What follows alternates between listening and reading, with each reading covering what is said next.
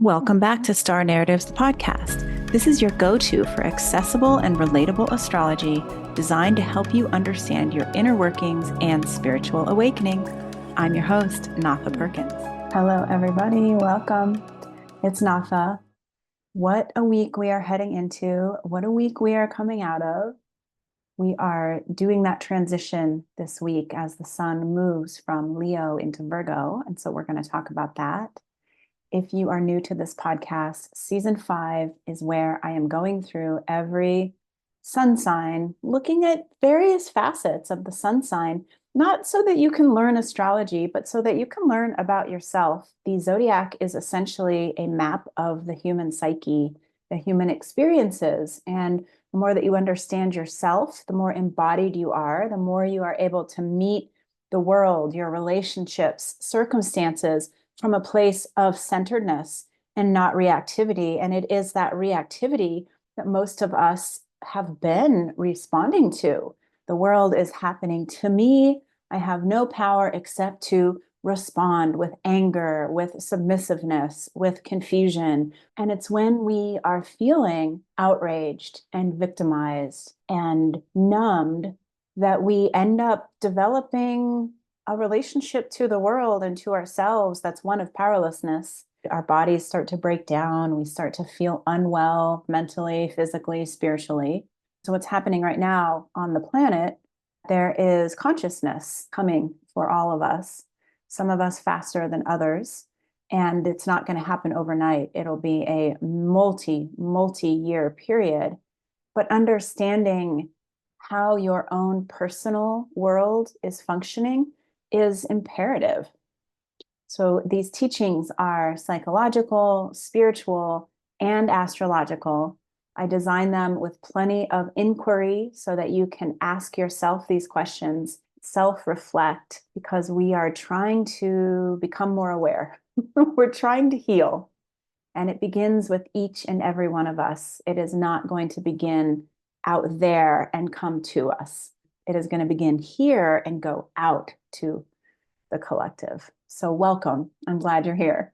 And at the end of each of these episodes, I do a weekly astrological forecast just to give you a sense of what's happening. These episodes can be listened to in an evergreen fashion. You don't have to listen to them in any certain order. However, they're pretty thorough. And I would suggest by the time this season is over, we will go from Sagittarius season to Libra season.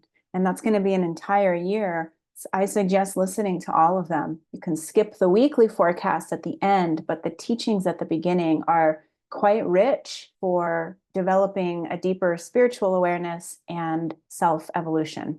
If you like my style, you can book a private reading with me or find many other ways to work with me at electroastrology.com. Let's get started. We're doing that transition this week between Leo and Virgo. We have been looking at Aries, Taurus, Gemini, Cancer, and Leo. And those are all incredibly personal signs. In a way, that is the energy of me. I'm trying to figure out with Aries what my boundaries are. Where do I stand? How do people perceive me? With Taurus, I'm beginning to realize that I have a physical body that is my vehicle, that brings me all of this powerful information. And I'm realizing that I am responsible for myself and my abundance and how I navigate the world. With Gemini, I'm coming into understanding my brain, the way that I take in information, the way that my thoughts control my reality. With Cancer, I start looking at my emotions and at my family history, and I begin to see that my emotions also create my reality. Then we move into Leo, where I realize it really is all about me. I am the central driving force of this particular experience of consciousness. And in order to be driving in the way that works the best for me, I have to know myself. And now we move into Virgo. Now, Virgo is a mutable earth sign. It is ruled by Mercury. And Virgo is also personal, but it begins that transition between me, into realizing that there's also this entire world full of other people that we have to learn how to navigate. We have to learn how to interact with. You'll hear me say this through Virgo season. I think that Virgo and Pisces are probably the trickiest archetypes in the entire zodiac. Part of that is because with Virgo, it is about our humanness. Virgo is about working, the day to day, our routines and our lifestyle, having to run errands, having to sweep the floor. We learn that we have to create a certain orderliness in our lives in order for things to function. It can't always be about self-reflection. It can't always be an emotional roller coaster. It can't always be about incoming information. We have to set up the structures in our day-to-day life that support us, that keep things moving smoothly. So Virgo rules the concept of doing. And doing is very seductive to most of us, particularly the females. And that could be because it has largely been on the shoulders of the females to do the daily tasks, creating the structure for the household, taking care of the children, making sure that the floors are swept, and that the day-to-day life keeps rolling. However, nobody's immune to this Virgo archetype. And the baseline of Virgo is a desire for approval. And we are approval seeking. We learn very early that in order to have a smooth existence in our family of origin, that we need the approval of the adults. Adults tend to want children to be easy. And we learn that if we are doing what we're told, we are cleaning our rooms, we are cleaning our dishes, we are doing our homework, we are doing our chores, then we get the approval that we need. Then we can slide under that radar. And that is a lesson that just continues out. Whether you're in school and you are getting good grades, you're showing up to class, you're getting the approval of your teachers, whether you're in a job and you are seeking the approval of your bosses, seeking approval becomes front and center with Virgo. And most of us develop all of our own unique ways of scurrying around trying to get approval from whatever authority figure is in the moment. Now, this is an abrupt shift from this Leo energy. Now, remember, with Leo, we're also trying to get reflection. We're wanting reflection for how funny we are, how cool, how brave, how creative. So there's something that's a little more fun about what we're seeking with Leo, because we get to try to put ourselves out there. And it takes this courage and this bravery, which generates adrenaline, and adrenaline can feel really good. And when we get the reflection, we get that dopamine rush, that serotonin of like, ooh, okay, good, I'm liked. My audience likes me. They're clapping for me. So there's something about the approval that we're seeking with Leo that feels really different. Because really, it's not approval. It's not this sense of you did this right or you did this wrong. You're good or you're bad, which is what we see with Virgo. It's more of like, wow, you're amazing. I love being around you. Your clothes are so cool. And that feels really good. But when we start to toe over into Virgo, what we realize is that in order to get the approval, usually we're having to do chores. Virgo is about being of service, showing up and doing things for people. Doing things for people can feel really exhausting. It's like that feeling when your parents come down on a Saturday morning and they say, you have to help me rake the leaves this morning. And you're like, oh my God, that's the last thing that I want to do. And yet it's for the service of the family. Like, you live here, you're a part of this community, you need to do something. So we really get that messaging really strongly that doing things, that showing up, that doing chores is the way that we get approval. And some of us get more hooked into it than others, but approval, again, it's very seductive. We like to be told that we are right. We like to be told that we're helpful. We like to have that pat on the back. Wow, they did a great job. And you're like, yes, I did a great job. We learn that in order to human, and we can't really get away from it because we are all humans. We all have to do these things in order to live our lives. We have to get the food. We have to cook the food. We have to clean up the dishes after we've cooked the food. Like, there's no getting around that. And depending on our relationship with approval, some of us turn into little diligent workhorses. where we are always looking out, trying to figure out what needs to be done, who do we need to say yes to, who do we need to appease, what kind of chores do we need to step on, who's in power, and what do we need to do for them in order to get the accolades. So take a minute and think about that in your own life. Close your eyes if you're in a good place to do so.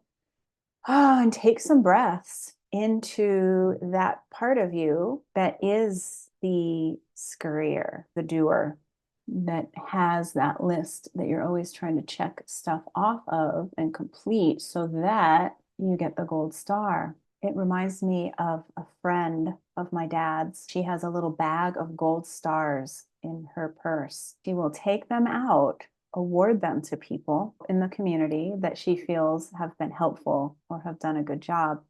And she showed me the gold stars, and I instantly wanted one. In fact, I have a few. But think about the gold stars in your own life, and they can be literal or just figurative. You want the recognition. You want other people to know how helpful you are and what a good job you've done.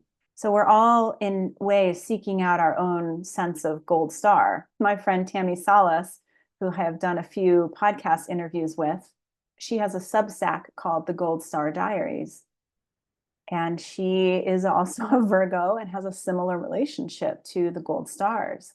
And, you don't have to be a Virgo in order to really relate to this. I think that most of us have a very felt sense of how we desire approval and how we are willing to work hard to say yes, to do the chores in order to get that endorsement, that confirmation that we are good, that we are helpful. And imagine the compliments that the adults used to give you when you were younger. And what were some of your favorite compliments? Now, you might have been somebody that really loved the Leo compliments. Oh, you're so creative. Oh, you're such a good dancer. But you may not have had parents that were able to reflect that back to you. It is easiest, I think, to get that Virgo approval. Thank you for helping. You did a really good job cleaning that. Here's your A. It's easier to get that kind of reflection from adults when we are young than it is to get that clean and pure reflection of like, what a beautiful, amazing, funny child you are. Be thinking about that this week. Your relationship to approval, your relationship to validation, that you are a good person and you are doing good things and you're really good at what you do. I'll be diving into this more, but another huge piece of the Virgo archetype is the way that we approve or disapprove of ourselves. How easily are you criticizing yourself and how easily are you approving of yourself? So take a deep breath into that. The idea of the inner critic is a Capricorn thing. So if you didn't listen to the Capricorn series in this season 5, go ahead and listen to that, because the inner critic is probably the worst enemy of every single human. And the inner critic loves to dig its heels in over in the sign of Virgo too. It is that relentless driving voice that says you're not doing enough. And what you're doing, you're not very good at. So we're going to really dive into that when we talk about the Virgo shadow. Begin to notice how that inner critical voice deals with you when it comes to how you show up, how many things you have to say yes to in order for your inner critic to say, okay, you've done enough. How many chores do you have to do? How long do you have to go without stopping for your inner critic to relax and say, good job, you really worked hard today? And I think that most of us have a relationship with our inner critic that is really rough. It's really rough. And it is in Virgo that we really start to develop this MO for going out into the world and dealing with people and situations and career and all of this stuff that we start to look at as we cross into Libra, which will be next month. We pad ourselves, we protect ourselves. All of that sweet interpersonal self-exploratory work that we've done from Aries all the way to Virgo. Now we begin to put on the protective gear in order to go out and deal with the public. That protective gear looks a lot like I'll just be a yes man. I'll just do it all. I'll take care of everything. I'll have my handy to-do list and I'll just start crossing stuff off because, man, I don't want to get in trouble. So be thinking about that delineation between that creative, juicy, fun, vibrant, self-exploratory Leo side of you into, oh God, I've got to start proving my worth and scrubbing those floors. All right, let's talk about the astrology of the week. Hey, if you're watching on YouTube, you can see the charts. Otherwise, I'll just verbally walk you through it. We are coming off of a Mercury cazimi to the sun, and that was yesterday. Essentially, when Mercury appears to meet the sun in the sky, it goes into the heart of the sun, meaning that messenger is having a very intense meeting with the king. Epiphanies come quickly. Think about what was happening for you on Sunday and what revelations you had, because it is important information for moving forward. Your king has been informed of some very important things, and you're going to need that information moving through the next several months. We also see that Vesta, the asteroid, is in a conjunction with the sun. Vesta always reminds us to go within and to focus and not to lose our focus. As we've been talking about over the last few months, the importance of self-regulating, of knowing what you feel, knowing what you think, and being able to see when you have become dysregulated so that you aren't just making decisions from a place of reactivity. Vesta in a conjunction with the sun is reminding you of your practices. How do you go within? How do you quiet your mind? Things are going to feel wonky, and you're going to be having situations and relationships and thoughts and all of that that come in, especially this week, and try to throw you off balance, especially if you revert to your old ways of being, which is as somebody that is reactionary instead of somebody that is centered. I'm talking about being reactionary because we see that we are still under this T-square, which is Mars and Jupiter. They met last week. They are both squaring Saturn at 17 Pisces and squaring Venus at 17 Virgo. So we have all of this energy that's in the sky. And when we have squares and oppositions, it's tense energy. We are feeling the tension. In the case of Venus opposing Saturn, our value system is up for review. It has been up for review for a few years, but a reality check shows up.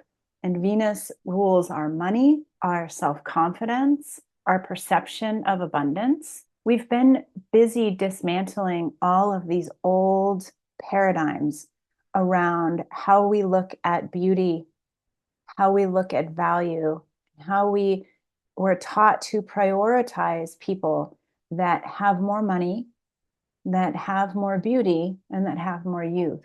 So think about that as we're working to reshape the way that we relate to the world, to our lives, to our identities. As Saturn opposes Venus, Saturn is a hard edge. Saturn is the boundaries. Saturn is the reality check. If you are still dabbling with ideas that say, I would be more valuable if I had more money, if I was more beautiful, if I was more youthful, and I'll add one more, if I was more popular, then you're on the wrong track because it's not about those things. And with Jupiter here, Jupiter's challenging your belief systems, all of the things that you were taught to be true, that you are now uncovering and starting to see the real truth. Of course, we also have all of this energy that is edging up as we hit this full moon in Aquarius. This is happening at 27 degrees. The sun is in Leo, in that conjunction with Vesta, in a conjunction still with Mercury retrograde, opposing that Aquarius moon. This is just a really intense energetic week. We had a really intense week last week too. There's just a lot to process. Imagine the difference between being alone in the forest and the energetic qualities of what's happening as you're sitting and watching the breeze tickle the leaves versus being in the middle of a super busy city where cars are honking, People are speeding by. Dogs are barking. Vendors are yelling. We are in the thick of a lot of chaotic, loud, hot, if you're in the Northern Hemisphere, energy. And this full moon is no different. This pulls in that Aquarian element. We're also watching Pluto about to leave Aquarius, but that Aquarian element, like we talked about last week, is all about the people and the collective and what we're doing as we have to move through these lives where we are constantly surrounded by other people. So there are a lot of questions that we are each dealing with on a personal level. What are my values? What have I prioritized in my life? Do those things still work for me? Do they still make sense? Venus also relates to the divine feminine. So think about, I'm sure the majority of the people that are listening to this podcast are feminine. Think about how many times in your own life that you have been diminished because you were feminine, whether you were not promoted, whether you were looked at and objectified, whether you were not respected in the same way that your masculine counterpart was, whether you learned that your only value was in your thin waist and your beautiful smile, in your youthfulness. There's a lot that's coming to be reevaluated. We also have that Mars there too, and Mars brings in that masculine.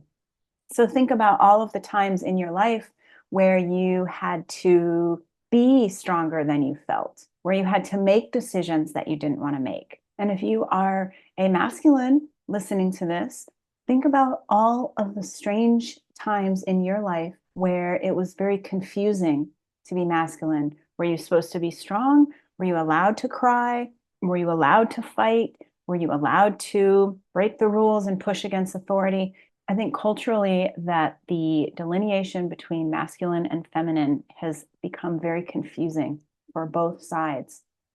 What are we allowed to do? Where does our value lay? If we move in the direction of what feels right, are we going to get in trouble with the collective? Are we going to be ostracized by our peers? So these are all questions that are up in the field. And then we have this full moon. So remember that full moons are always a time where the energy feels extra big, extra potent, and we are asked to begin to release. So in order to do that release work, we have to be really conscious of what's happening. This full moon is also in an exact square to Uranus, and it is making a grand mutable cross with Pallas Athena. Pallas Athena is our warrior energy that asks us to think about where we've been, to use our logic, to use our strategy to win the war instead of our force. And Uranus brings in all of that reinvention and revamping of energy, but Uranus oftentimes brings us stuff that feels unexpected, that we wouldn't have chosen as a way to course correct if we had been given the option. So there's a lot going on. The basic guidance here is to breathe, hold your center, take alone time, create as much space as you possibly can, coming back to your breath. So take a deep breath as I'm speaking. We still have this Neptune at 29 degrees, reminding us that in as much control as we think we have, we are still blindly living these lives. We don't really know what's happening. We don't really know what kind of magic and what kind of spiritual support shows up to help us through our days. So this is all in one day. I haven't even gotten on to the rest of the week yet, but imagine this is all Monday. The 22nd, the sun leaves Leo and enters Virgo. It immediately makes a quincunx aspect to Pluto. We're working with that transition of energy from trying to figure out who we are and trying to get to know ourselves straight into now we have to figure out how to be of service. The sun also creates a yod here with Pluto and Neptune. So when we have the sun in a yod with two outer planets, it's putting a lot of pressure on that sun, on that part of us that is trying to hold the center. It is our king. So our king immediately comes into pressure, being pushed on by Pluto, the planet of shadow, the lord of the underworld, bringing up all of our fears and our traumas and the things that we ideally need to work through.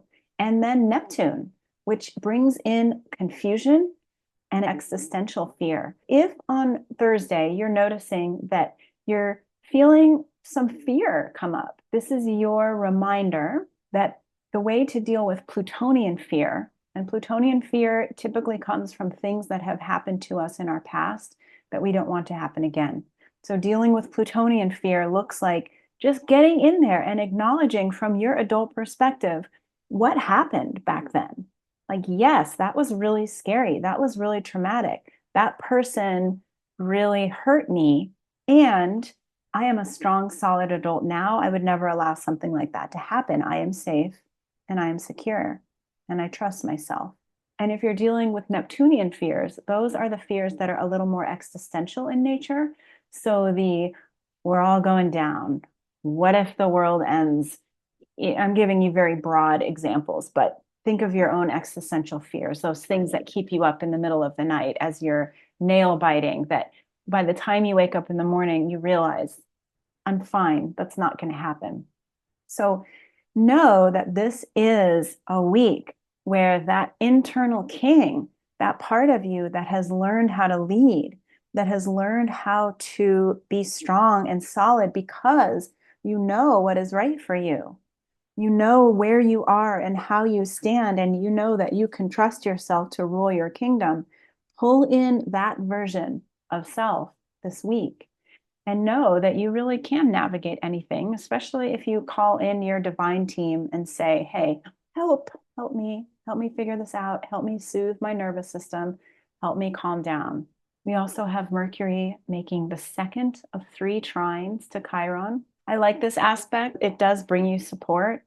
Remember that with all of that mercurial information that's incoming, a lot of that information is specifically designed. They use emotive language so that it makes you feel a certain way, usually designed to make you fearful or want to buy something. So keep that in mind. And remember that Chiron in Aries is teaching you about how to not feel like a victim, how to allow yourself to have boundaries, how to allow yourself to draw your lines in the sand. So draw your lines in the sand this week, especially when it comes to any sort of media. I'm using media and information because this is Mercury. Any media, any kind of sales pitches that are coming into your field, stressing you out. We're also watching Vesta make that same yod between Pluto and Neptune right before Vesta also leaves the sign of Leo and enters into Virgo. So it's nice that Vesta is traveling close to the sun right now. Vesta reminding you that you can create a sacred, solid space anytime, anywhere that you can tap into to come back to yourself, to find a sense of peace if you need it. So the reminder this week is that you're going to be fine. You are going to make it through what will potentially feel like a lot of inner chaos, as long as you are holding your center, as long as you are coming back to your practices, taking your deep breaths, coming into that present moment, making sure that you're moving your body, you're drinking enough water, everything that keeps things moving and detoxing, really important right now. All right, hope you have a great week. Thanks so much for joining me. If you have enjoyed what you've heard, like, subscribe, leave a message, leave a review. You can find me on Instagram at Electra_astrology or on my website at electraastrology.com.